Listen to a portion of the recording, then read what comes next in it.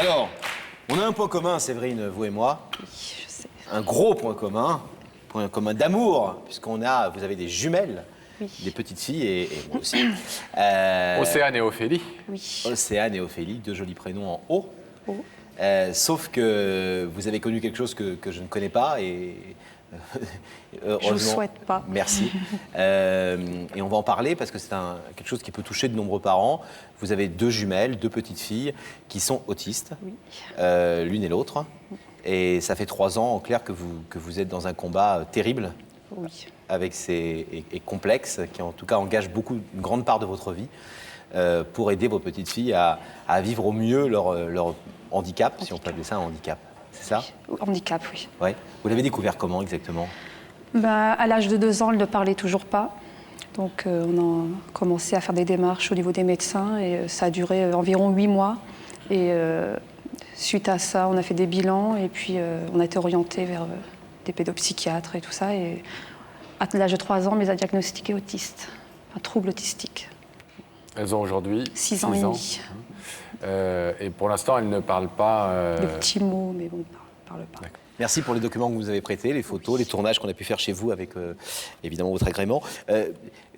Moi qui ai des jumelles et elles ont 10 mois, un peu plus de 10 mois, 11 mois, je vois qu'elles commencent déjà à être très proches l'une de l'autre et elles jouent, elles se touchent, elles babillent ensemble, etc. Elles ne parlent pas encore, les miennes non plus. Mais est-ce que vous avez quand même ça, le fameux rapport dans la gémellité, cette force entre ces frères ou ces sœurs qui naissent jumeaux, est-ce que vous l'avez quand même vécu malgré leur absence de communication vers l'extérieur? On sent qu'elles commencent à jouer un peu ensemble, mais il n'y a pas cette fusion jumeaux, quoi. Y a pas... Comment on peut définir, pour tous les téléspectateurs qui entendent souvent ce mot et qui ne savent pas très bien ce qui se cache derrière, comment vous pourriez définir en quelques phrases et concepts simples l'autisme? L'autisme, c'est des enfants qui ne vous regardent pas petits, qui ne sont pas présents. Moi, mes enfants, pendant les premières années, ne me regardaient pas dans les yeux. Enfin, elles me regardaient, mais elles n'étaient pas là, pas présentes, quoi. C'est absence de langage, retard, bien sûr. Et absence de communication avec les autres, absence en apparence d'émotion vis-à-vis du monde extérieur. Il faut tout le temps les stimuler, quoi, tout le temps. Et tomber sur les bonnes personnes. Qu'on comprenne bien, pour ceux encore qui ne savent pas, on fait partie de ces gens-là, et c'est bien aussi de s'informer. Il y a peut-être des parents qui sont confrontés à ça, qui nous regardent ce soir et qui ont envie d'en savoir un peu plus. Mais est-ce que c'est quelque chose qui est congénital, c'est-à-dire c'est quelque chose qui l'enfant naît avec? Non, parce que quand on a un enfant autiste dans la famille, on peut se dire peut-être que j'ai fait quelque chose de mal vis-à-vis de cet enfant. Mais quand les deux enfants, deux jumelles sont autistes, on peut se demander s'il n'y a pas quelque chose à la base, avant même la naissance, dans la vie intra-utérine, qui fait qu'il y a eu un trouble ou quelque chose qui s'est mal... On m'a jamais dit pourquoi. Personne ne vous l'a expliqué? Il n'y a pas de médecin capable qui traite On a fait plein d'examens à l'hôpital Necker, génétique, tout est normal, à part des petites anomalies au niveau du cerveau. Alors, en tout cas, le diagnostic sur vos jumelles a été porté quand elles avaient 3 ans. Depuis, il y a des progrès, notamment de l'une des deux, peut-être un peu plus. Ophélie, qui dit quelques mots, qui se fait comprendre. Enfin, nous, on ressent des progrès des deux, quoi. On ne compare plus aux autres enfants, parce que sinon... Oui, c'est affreux de toute façon. Oui. Et quel est justement le pronostic par rapport à ça? Qu'est-ce qu'on vous laisse espérer? Rien. Rien. On ne vous dit rien. On ne peut pas me dire si mes enfants me parleront. On ne peut pas me dire ce qu'elles feront plus tard, ce qu'elles seront capables de faire. Non. Qu'elles auront une vie sociale. Les médecins ne peuvent pas se permettre de dire ça. Ouais. On pourrait au moins vous dire la vérité et vous dire voilà, dans le meilleur des cas, voilà ce qui peut se passer, dans le pire des cas, voilà ce qui peut se passer, vous informer en tout cas des différentes pistes, quoi. Oui. Alors dans ce cadre-là, on a vu deux femmes formidables. Muriel et Anne-Marie. Muriel et Anne-Marie qui vous ont aidé. En quoi vous avez senti que ces femmes, quand elles sont intervenues dans la vie de vos filles, ont vraiment changé les choses? Qu'est-ce qu'elles leur font faire et quels sont les progrès que vous avez pu constater? C'est des gens formidables, accueillants, c'est très important, au niveau des parents surtout, au niveau des enfants, ils font des activités par rapport à l'enfant, chaque enfant est différent, donc selon l'enfant, comment il évolue, l'encadrement, ces troubles du comportement, c'est terrible des fois. Donc, elles font beaucoup de travail avec elles? Oui. Quel genre de travail? Ophélie fait de l'ordinateur à l'heure d'aujourd'hui, c'est grâce à Muriel. Et qu'est-ce qui fait, parce que Muriel et Anne-Marie font avant tout leur métier, oui. elles le font bien, mais c'est leur métier. Qu'est-ce qui fait que vous avez voulu les mettre à l'honneur ce soir et les faire venir sur ce plateau? En tout cas Muriel, puisque je crois que Marie n'a pas pu venir. Oui. Pour leur dire qu'elles font un métier formidable, voilà, quoi, pour les remercier de tout ce qu'elles ont fait. Parce que logiquement, c'est terminé en fin d'année avec Muriel, donc je voulais, pour des raisons d'orientation, donc voilà, je voulais la remercier pour tout ce qu'elle a fait.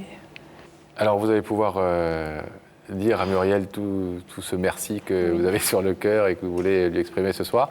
On va accueillir donc Muriel dans quelques instants. On vous abandonne. Merci. Oui. Très provisoirement. Et on retrouve Daphné. On rétablit la connexion avec la loge. Daphné, vous nous entendez? Je suis avec Muriel qui a accepté notre invitation. Bonsoir Muriel. Bonsoir. Ça va bien? Oui, un peu stressée, mais sinon ça va bien. Alors que vous pratiquez un très joli métier. Oui, je suis éducatrice de jeunes enfants. Voilà. D'accord. Avec des enfants en difficulté. D'accord. Depuis Voilà. combien de temps? Oh, une quinzaine d'années maintenant. Ah oui. Le temps passe. Vous ne les faites pas, Muriel. Merci. Et vous n'étiez pas née, Daphné? Écoutez, je ne me prononcerai pas. En revanche, Muriel, je vais vous proposer d'aller rejoindre les deux grands enfants en difficulté sur le plateau. D'accord. Je vais vous demander de vous lever, de suivre ça, mais la vérité est au bout du couloir. Merci.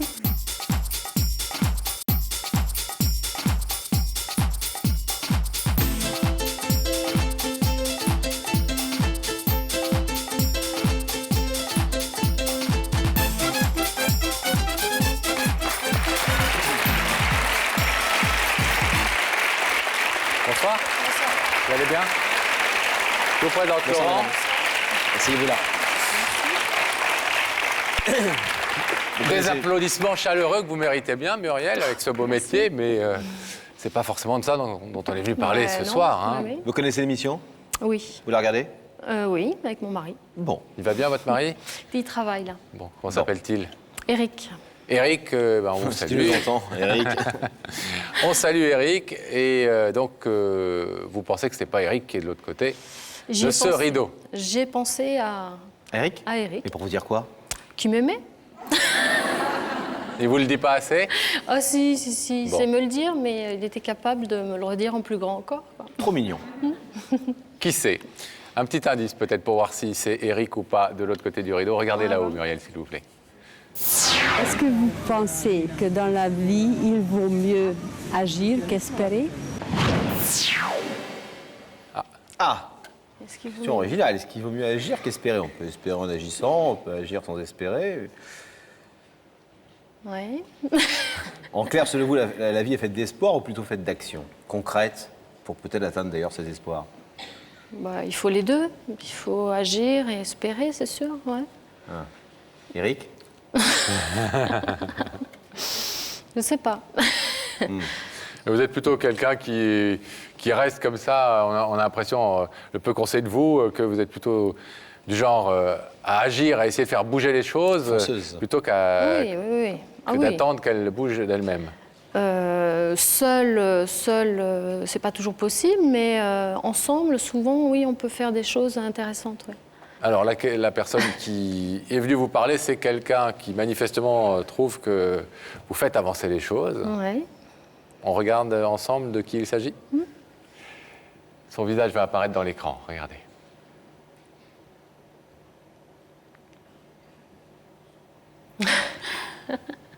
Bonjour. Bonjour Muriel.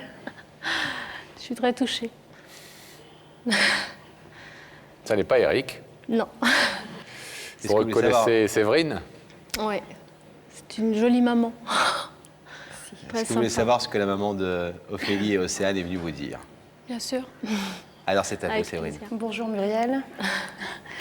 Si je vous ai fait venir sur ce plateau, c'est pour vous remercier pour tout ce que vous faites pour Ophélie.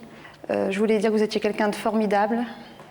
Vous faisiez un métier formidable aussi. Et que si Ophélie avait fait d'énormes progrès, c'est que vous l'aidiez beaucoup. Voilà. Je pense aussi à toute l'équipe. Je vous ai fait venir vous parce que on est proches, vous êtes proche d'Ophélie. Mais je pense à toute l'équipe qui suit Ophélie, qui suit Océane et tout le personnel qui s'occupe d'elle. Ouais. Mais c'est vous que je voulais faire venir quand même. Merci, je suis touchée. Ouais, ça me fait très plaisir. J'espère. Oui. Et je crois qu'en effet, seul, c'est pas simple. Je crois qu'en tant que parent, vous pouvez le savoir, mais les professionnels seuls non plus. Enfin, je crois que c'est ensemble et avec tout un ensemble de disciplines qu'on peut avancer et qu'on peut trouver des pistes de travail. Et puis les enfants qui sont là et qui sont pleins d'énergie et qui nous montrent quelquefois aussi le chemin. Enfin, on n'est pas tout puissant, et ils sont là et ils nous guident aussi vers là où ils peuvent aller et là où on peut les accompagner. 2 petites questions juste parce que Séverine n'a pas vraiment pu nous répondre. D'ailleurs, elle s'est plainte quelque part de ne pas pouvoir nous donner ses réponses en disant on m'informe peu en réalité. Et depuis que nos jumelles sont nées, on a très peu d'informations sur la maladie qui les frappe. Premièrement, est-ce que vous pourriez nous dire très rapidement d'où vient l'autisme? Très rapidement, est-ce qu'on a des pistes? Est-ce qu'on sait d'où ça vient? D'où naît ce trouble? Et la deuxième question, c'était sur l'espoir. Elle nous disait aussi, je ne sais pas aujourd'hui vous dire si mes jumelles vont me parler, avoir une vie sociale. Et personne n'est capable vraiment de me le dire aujourd'hui. S'il y aura des progrès, quel type de progrès. C'est vraiment, c'est la vérité. C'est-à-dire qu'on a du mal à dire aux parents aujourd'hui ce qui se passe. Et on a du mal à leur dire d'où vient ce mal terrible. Oui, parce que chaque enfant est différent et chaque enfant va avoir une évolution différente en fonction dont on ne sait pas quoi. Enfin, c'est vrai que les origines, il y a beaucoup de génétique là, qui pointent son nez et qui ferait dire qu'en effet, il y a une source génétique. Il y a des recherches qui se font actuellement, mais il n'y a pas beaucoup de réponses sûres et définitives. Dernière petite question, je crois que vous vous occupez plus particulièrement d'Ophélie. Je suis particulièrement, oui, je suis ce qu'on dit la référente. Est-ce que vous avez le sentiment, on parle d'autisme, donc on parle d'incommunicabilité ou de difficulté de communicabilité pour ces enfants. Est-ce que vous avez l'impression, malgré tout, qu'Ophélie sait très bien qui vous êtes, vous voyez ses progrès vous concernant, et là je parle vraiment humainement dans le rapport que vous avez à cet enfant, est-ce que vous avez vous-même eu le sentiment qu'il y a d'énormes progrès, même s'ils n'apparaissent pas comme ça évidents pour les autres, bien sûr, vous concernant? Elle sait ce qu'elle peut attendre de chacun. Les activités qu'on met en place, les moments qu'on partage avec elle, ils sont comment dire, ils sont repérés quoi. Et elle sait bien. Comme on a toujours dit, elle est intelligente, elle est fine, elle a beaucoup de possibilités, de capacités. Maintenant, c'est vrai qu'il y a cette difficulté de se servir de tout ça, quoi. Il y a quelque chose qui empêche de communiquer, d'aller chercher. D'avoir cette facilité que nous on a, qui paraît innée, mais qui ne l'est pas pour tout le monde, quoi. Et puis qu'il y a une telle magie qu'on doit s'en étonner chaque jour. Oui, et elle nous surprend, donc tant qu'on est surpris par elle, on avance, quoi. C'est-à-dire qu'elle progresse et elle nous montre par elle-même les progrès qu'elle fait. Enfin, c'est vrai qu'on avance avec ça. Muriel, Séverine a voulu vous mettre à l'honneur ce soir et puis rendre hommage, au-delà de vous, à toute l'équipe et à tous les gens qui, comme vous, s'occupent d'enfants en difficulté. On va vous permettre évidemment de rejoindre Séverine de l'autre côté du rideau qui s'ouvre tout de suite.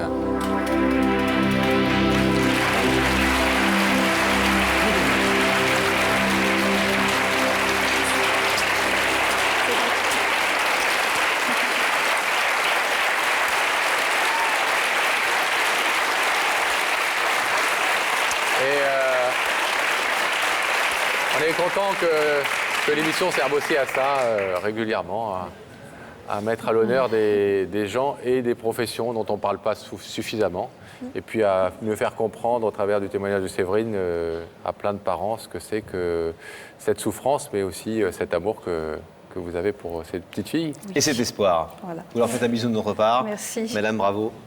Merci à bientôt. Merci pour tout. Hop, hop, hop.